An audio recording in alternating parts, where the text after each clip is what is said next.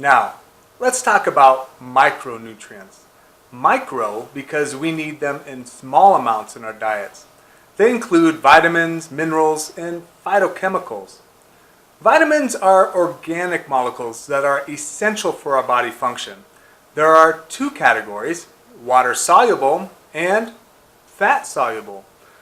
Water-soluble vitamins include vitamin C and B vitamins and are considered relatively non-toxic because excess intake is eliminated via the urine.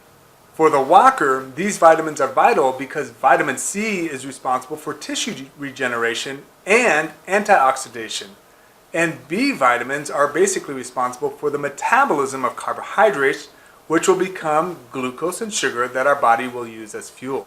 Now, the fat-soluble vitamins are A, D, E, and K. Of those, vitamin D and E are of the most interest for the walking athlete.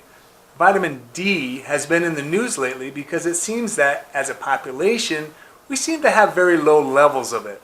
That's a problem because it seems to be necessary for many functions of the body, from bone health to mental health as an antidepressant to immune function. All these functions are important for the walking athlete to consider, and if you haven't had your vitamin D levels checked lately, do it soon. Vitamin E is famous for its effects on the skin health, but it's also a great antioxidant.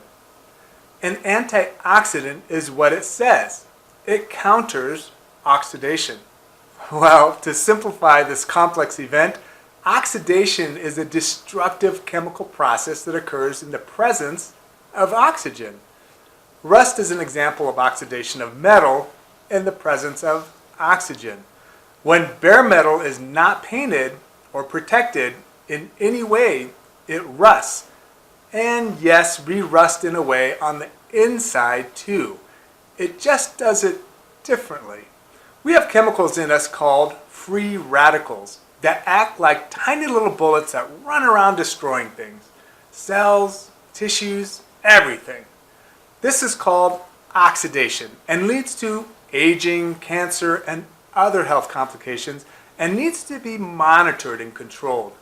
Things that cause us to rust by creating the free radicals include smoking, pollution, stress, toxic environments, poor food, and exercise.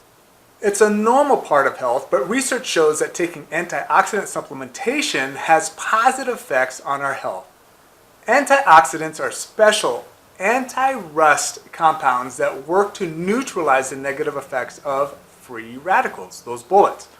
Much like paint protects the metal surface from rusting, adequate levels of antioxidants help to ensure that we are keeping the rust in our body under control.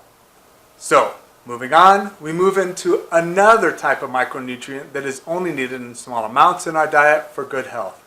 They are called minerals. They are inorganic and don't degrade by cooking or digestion. The three minerals that are important for the walking athlete are sodium, potassium, and calcium. Sodium, or salt, has four major functions which include 1. Acts as a major electrolyte.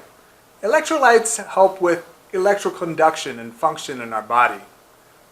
2. Electrical nerve impulse transmission. 3. Muscle contraction. And 4.